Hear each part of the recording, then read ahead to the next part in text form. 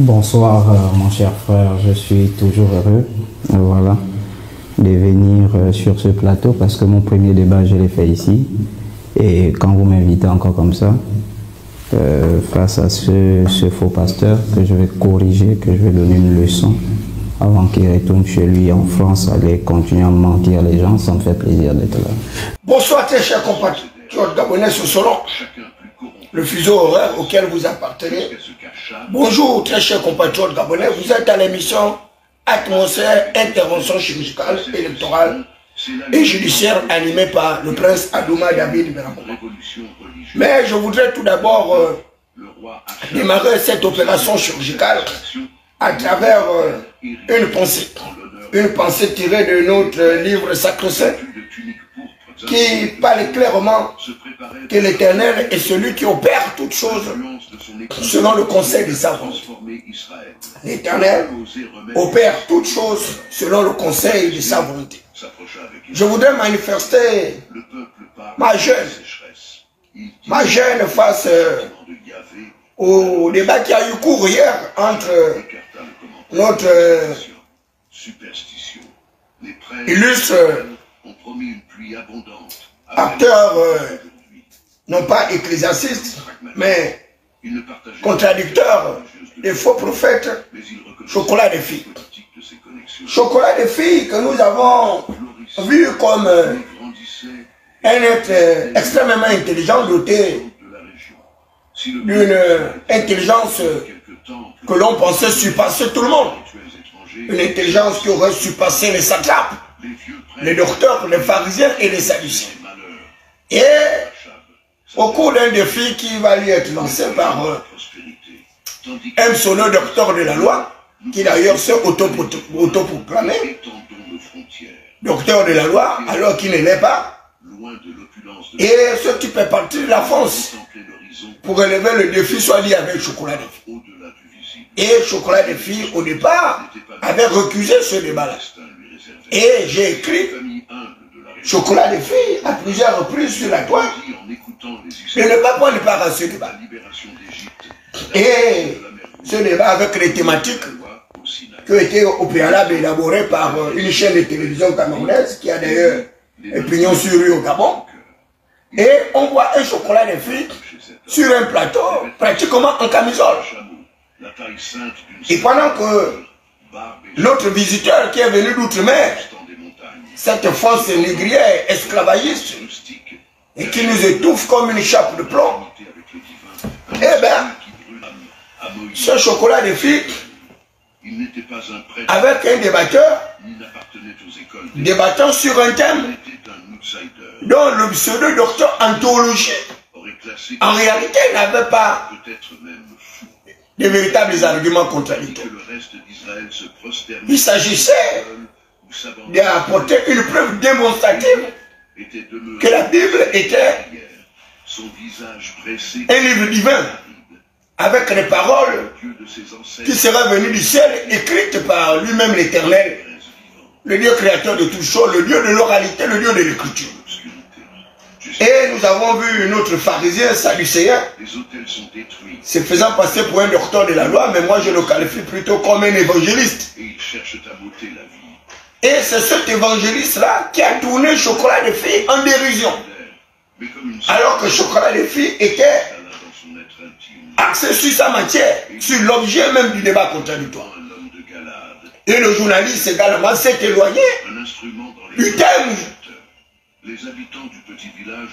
dont il avait soumis à discussion. Et Chocolat des filles, toujours dans sa recherche du buzz, a fini par perdre la mécanique. Il est rentré encore dans son caractère régrettif et injurieux et insultateur. Et sa stratégie n'a pas marché. Parce que celui qui est venu pour ravir la vedette de Chocolat des filles est resté concentré sur le déploiement de son artillerie. Ces arguments que je n'ai pas trouvé assez percutants. Mais comme Chocolat des filles est sorti justement a fait une sortie de piste, mais la conséquence c'est que ce Camerounais là, à la limite, a humilié Chocolat des filles. il a ridiculisé. Et il a plutôt confirmé qu'il était docteur de la parole, mais un faux docteur de la parole. La Bible dit que ce sont les médecins du néant. Parce qu'ils ne connaissent ni l'évangile, ni la puissance de Dieu. Ce sont les médecins du néant. Et que le royaume de Dieu ne consiste pas en parole, mais en démonstration de puissance. La démonstration de la puissance. Et c'est cela que je trouve tous les débats que Chocolat des filles engage avec ces personnes, des débats qui n'ont aucun caractère instructif ni pédagogique. Chocolat des filles dénonce la qualité de nos hommes de Dieu, leur moralité, leur probité, leur éthique. Et jusqu'à présent, on n'a pas vu un véritable homme de Dieu sur notre espace territorial qui soit capable de démontrer que ce que Chocolat des filles dit est faux. Le train de vie des hommes de Dieu est pareil aux politiciens. Ils ont le même train de vie marchand, le même train de vie prestigieux et le même train de vie rébarbataire. Et ça, c'est évident. Et vous avez vu même ce pseudo-homme de Dieu étalant sa luxuriante richesse soignée, qui porterait un costume de 7 millions, qui voyagerait en première classe, qui serait un fils de noble, un entier excellent. Vous voyez la qualité de ce genre d'homme de Dieu. Et Chocolat des filles s'est fait avoir comme ça, comme un gamin, comme un enfant. Il est sur le plateau, il a un peigne afro, et qu'il arrive à peigner sa tête, je ne sais qu'est-ce qu'il recherche sur son crâne, et il est en camisole, une tenue indigne même de quelqu'un qui se retrouvait sur un plateau de télévision, suivi par l'humanité tout entière. Et je ne sais pas comment cette chaîne de télévision a d'ailleurs pu le laisser même aller au débat avec un pyjama. C'est quand même incroyable. C'est impensable. Et voilà comment il s'est fait laminer comme ça là. Et c'est toute la notoriété, le prestige des Gabonais que nous sommes qui a été battu en brèche. Parce que quoi?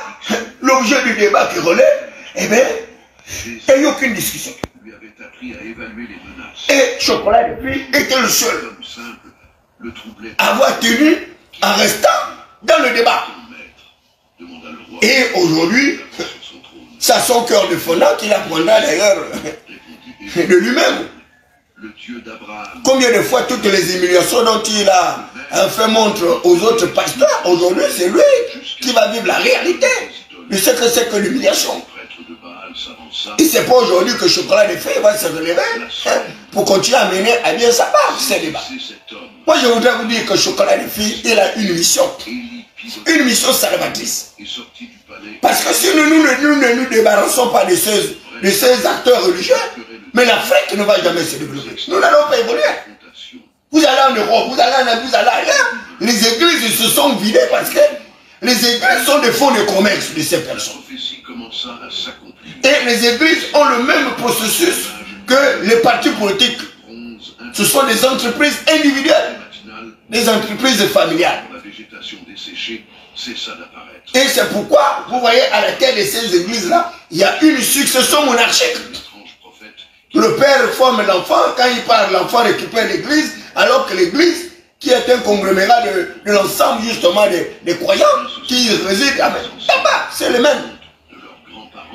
Et certains ont vite compris, dès qu'ils ont raté d'ailleurs leur formation académique ou professionnelle et autres, ils vont se réfugier dans les églises. Parce que c'est là-bas où il y a l'argent.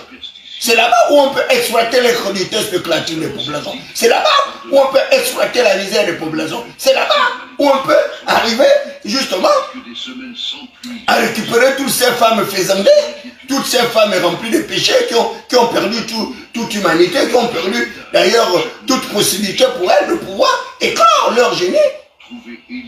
Et voilà comment Chocolat des filles s'est retrouvé. En plein plateau, laminé par un faux docteur de la loi, un faux docteur des Écritures. Alors qu'on ne leur demande rien. Le royaume de Dieu ne consiste pas en parole, mais la démonstration de la puissance. La puissance, c'est cette démonstration de la puissance qu'on réclame aux chrétiens que vous êtes aux croyants. La Bible est claire, dans Marc 16, 17. Voici les miracles qui accompagneront tous ceux qui auront cru en mon nom. Voici les miracles qui accompagneront tous ceux qui auront cru en mon nom. Ils imposeront les mains des malades et les malades seront guéris. Il s'agit de cela. Il s'agit d'arriver à une démonstration spectaculaire de la puissance de Dieu. Il ne s'agit pas d'aller faire des débats oisifs à la place justement des miracles qui doivent accompagner ceux qui auront cru. Tous ces pseudo-pasteurs, docteurs, diacres et autres, avec toutes leurs dénominations fallacieuses. Pourquoi ces gens-là ne vont pas dans les hôpitaux? Pourquoi ces gens-là ne vont pas dans les morts pour ressusciter les morts, pour guérir les malades et autres? Un docteur, un médecin, son rôle c'est justement un rôle thérapeutique. C'est la guérison et non le simulacre, le spectacle qu'il est venu faire par un étalage des Écritures et à travers à travers leur ordinateur. C'est quand même incroyable, c'est impensable. Vous voyez comment ces gens-là arrivent à distraire l'opinion, à distraire les Gabonais. Là où nous sommes en train de suivre l'histoire d'Élie le Tishmite, Élie le Tishmite avait défié les dieux de Baal. Élie le Tishmite avait défié le roi Achab avec la reine Jézabel. La reine Jézabel, une meurtrière, une sorcière, une polieuse de l'utérus. Et la reine Jézabel faisait souffrir le peuple souverain. La réponse venait quand le battement... Le roi Achab faisait souffrir le peuple souverain. Les corbeaux, créatures considérées... Mais Élie le Tishmite avait décidé de mettre au défi son Dieu par rapport au Dieu de Baal.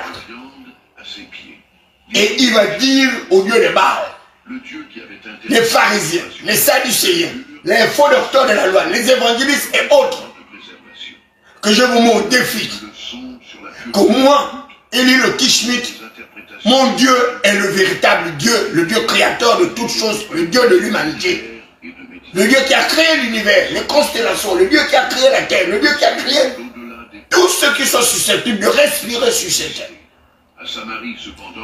Et si vous arrivez à invoquer ce Dieu-là, dont vous vous vantez être les détenteurs, les dépositaires, et que ce Dieu fasse descendre le feu du ciel, alors, moi, Élie le Tishmite, je mourrai avec mon Dieu.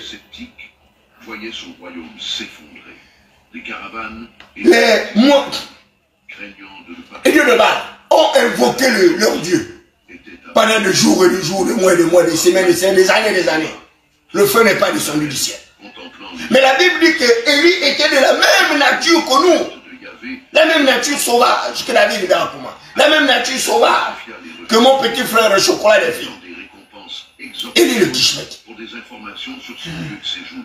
Et lorsqu'Élie a crié, la Bible dit, Élie a crié, et le feu est descendu quand Élie a crié, Élie a crié. C'est devenu une chanson symbolique de la puissance, de la magnificence, du prestige du Dieu d'Élie.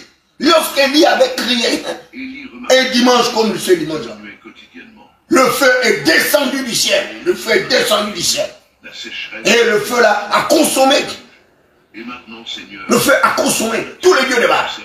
Élie a encore crié. Il a dit, à partir d'aujourd'hui, si je suis serviteur de Dieu, moi, Élie le Tishmite, j'ordonne le ciel de se fermer et qu'il ne pleuve aucune pluie et que la ville soit frappée d'une crise économique. Et Élie s'est enfui dans la forêt. Élie a fermé le ciel. Élie a fermé le ciel. Voilà la puissance d'un croyant. Élie n'était pas astrologue. Élie n'était pas géographe. Mais Élie connaissait la typologie des nuages. Élie pouvait commander le Cyrus, l'Atostratus, le Cumulonimbus. Et Élie savait comment faire déplacer ces nuages.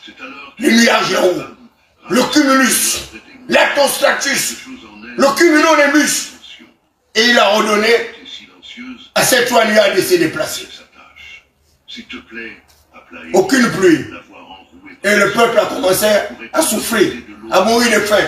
Le roi Chab qui faisait l'Ongunda, parce qu'il était le détenteur de la soi-disant souveraineté de l'État, il n'arrivait plus à nourrir son peuple. La crise économique a frappé. Il était obligé de chercher encore Élie, pour qu'Élie vienne prier de nouveau pour ouvrir le ciel. Voilà ce qu'on demande aux croyants. La démonstration de la puissance. Mais regardez la nature de ces croyants. Ils sont malmenés par le bouddhisme. Ils sont malmenés par les francs-maçons. Ils sont malmenés par les réductions. Ils sont malmenés par les dirigeants. Et ils ont fui leur mission, qui est une mission salvatrice, du salut des âmes.